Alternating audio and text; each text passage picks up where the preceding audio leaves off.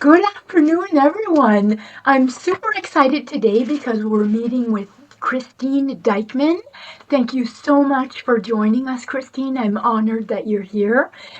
She's with Lighthouse Engagement Advisors. She's the founder, and they talk about the future of work through change management.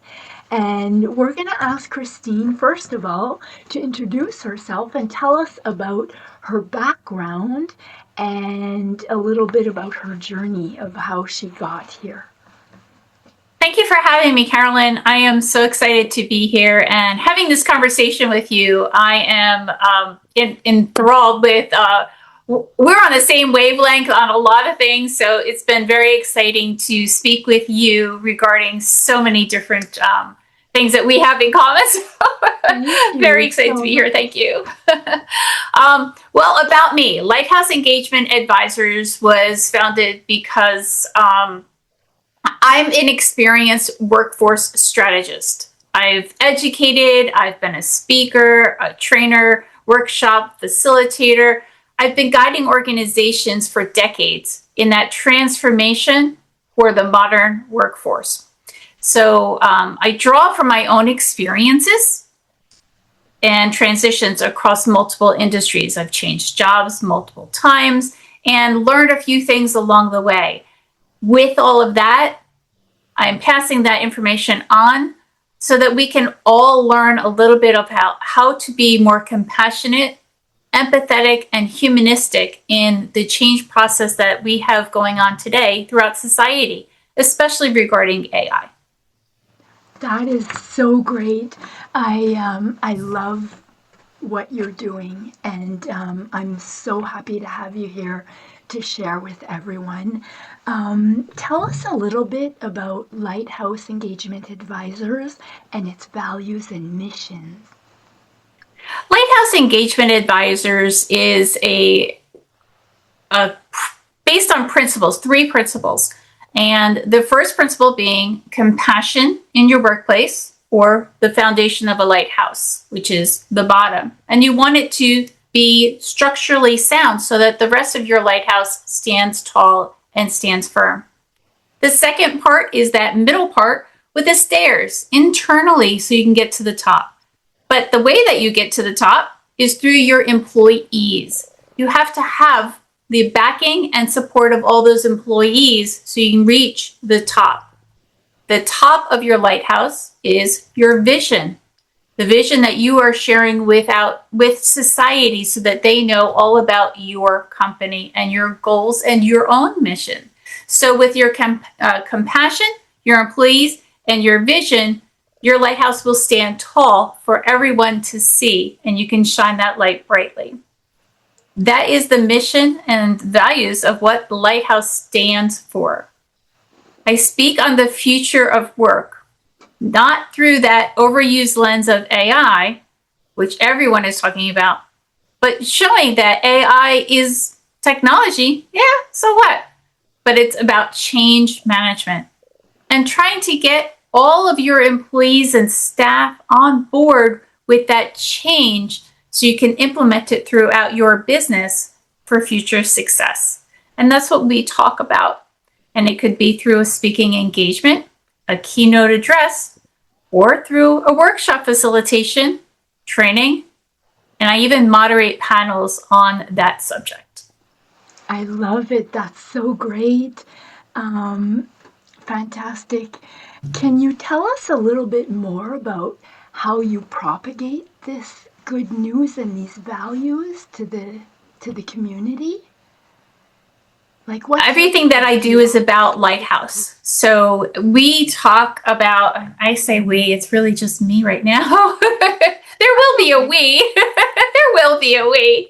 But I'm talking about it in everything that you do. And I'm noticing the trend that a lot of individuals want to be better leaders, but they want to start from within.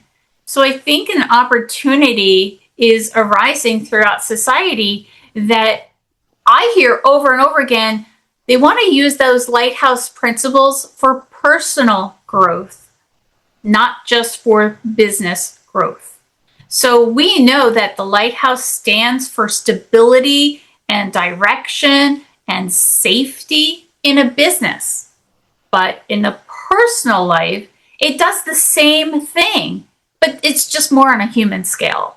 So there's two opportunities to use it as leaders and business growth to be successful in the future of work, but also on a personal level to ensure that you are becoming that lighthouse that you want to be so that you can be a better leader in your own professional life.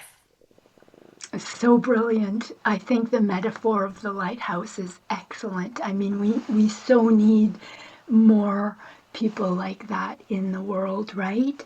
So I absolutely agree with you. And I think that it would just, we talk about kindness, we talk about empathy, but a lot of people don't show those things. A lot of people are not acting on those things. And when we start to be that light for ourselves, we can then be the light for other people and guide them on how to add compassion and empathy to what they are already doing to be successful in their own personal life as well as the business.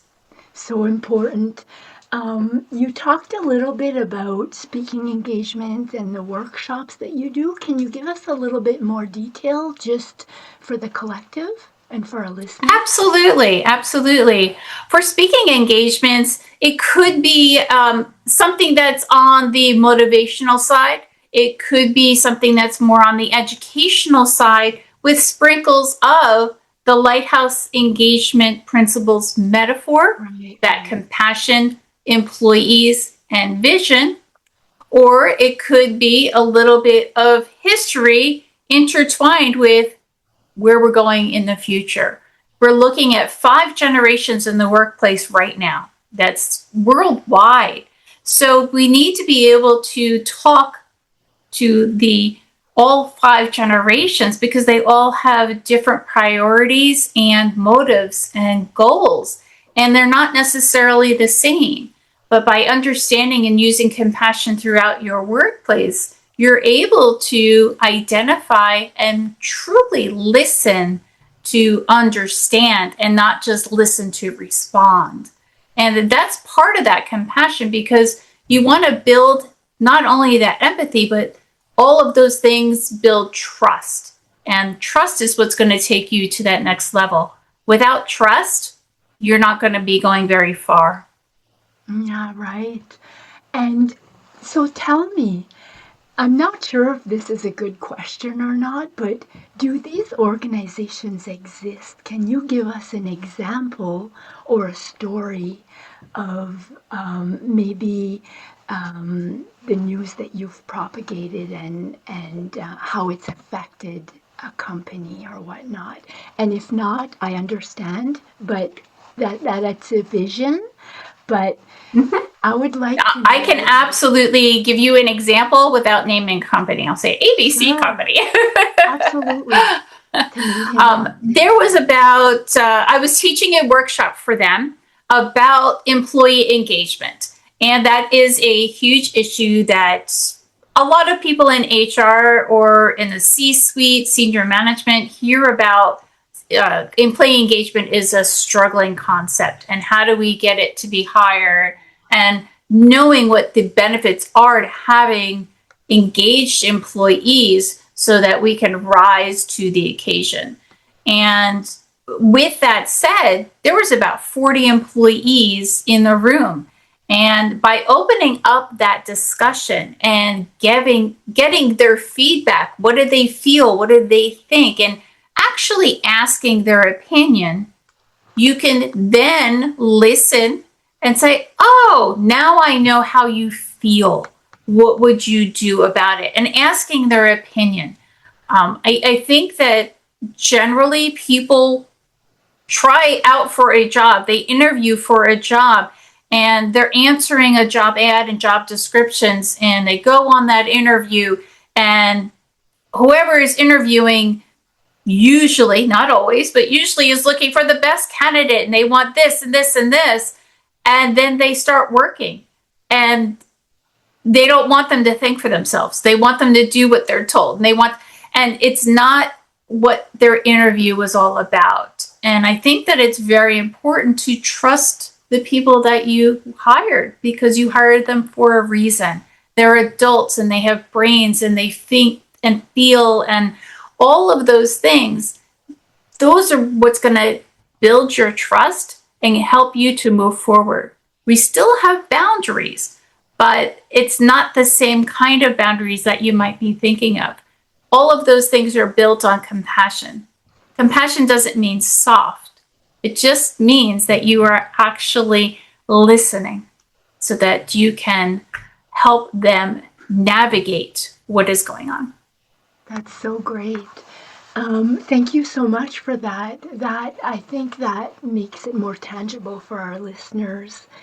What are the major shifts that you're seeing in the industry of your message?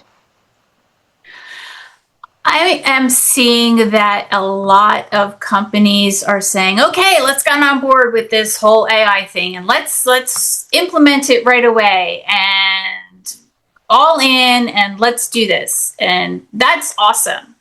But I'm seeing that they're not looking at the big picture or asking, why are we doing this? Or how are we going to do this?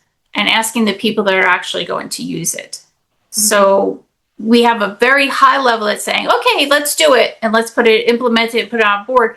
But they're not getting the buy-in. They're not getting the questions asked. So if you're not being strategic about using AI, it's 9 times out of 10 going to fail. You have to think about all those other pieces and how it's going to be beneficial to you in order for it to be beneficial to you. If you're implementing something just because everybody else is doing it, that might not be the right route for your particular organization.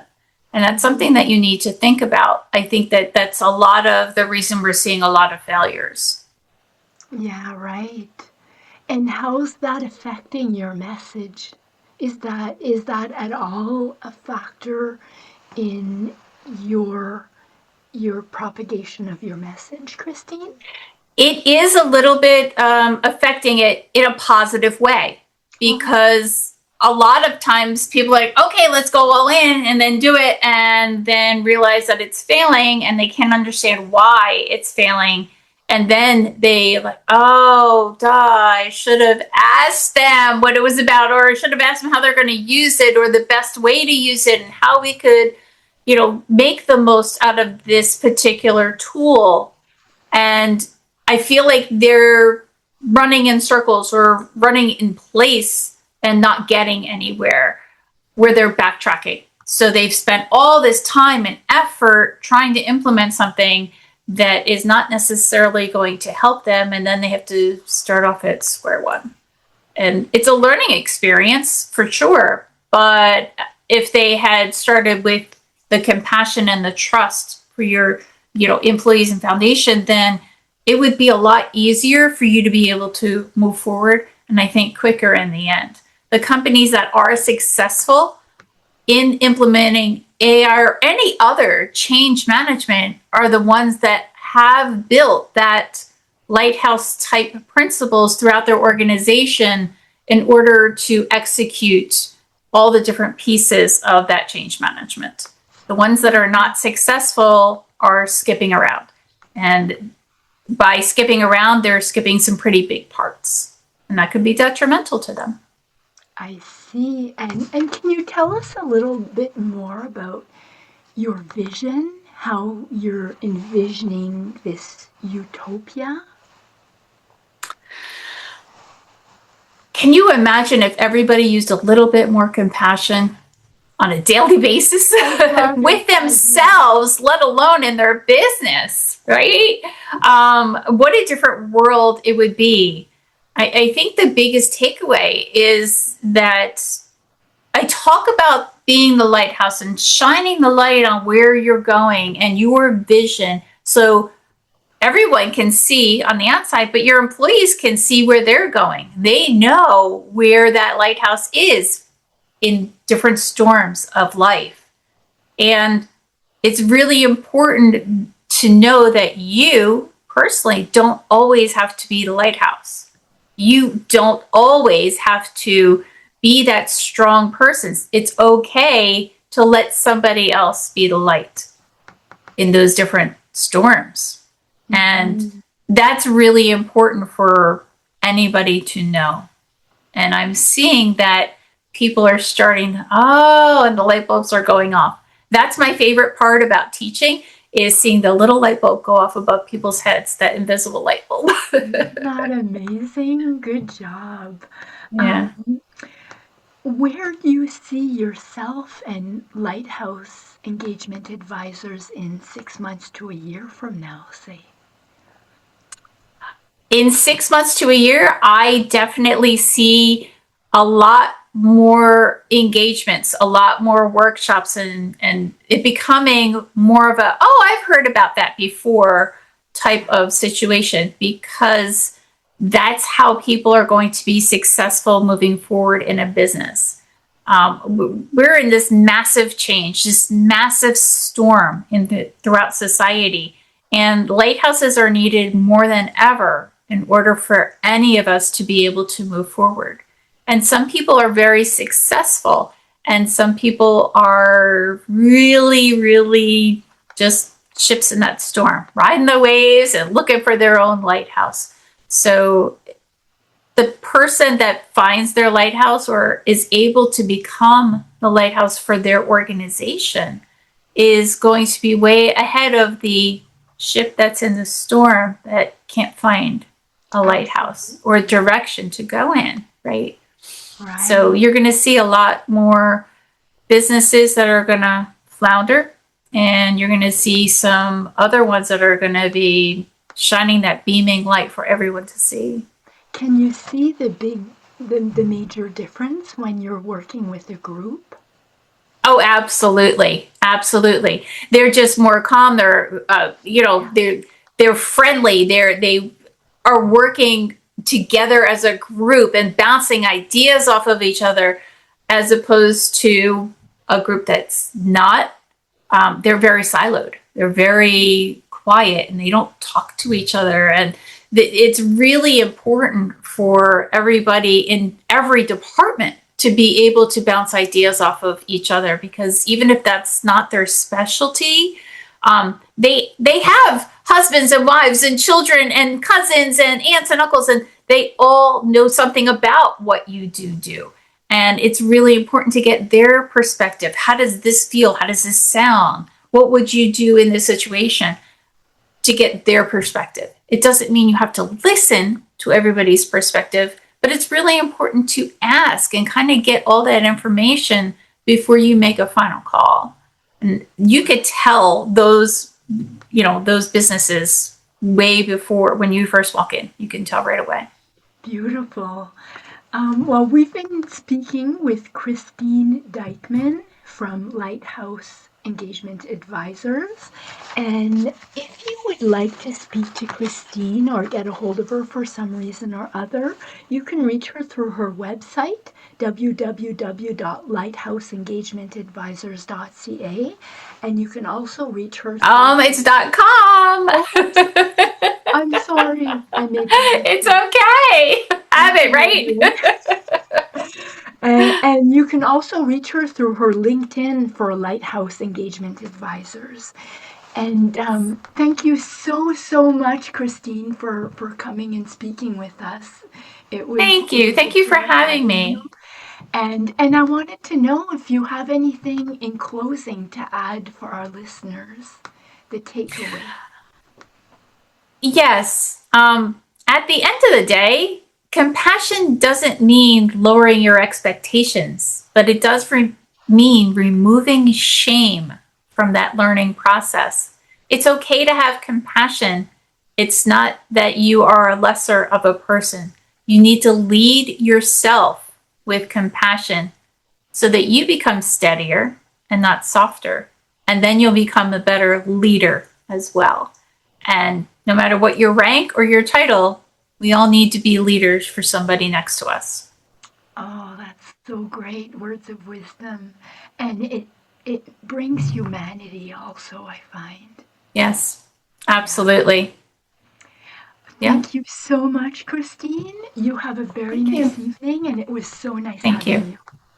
Thank you very much. It was nice to be on your show, and hopefully I'll hear from some viewers soon. Thank you.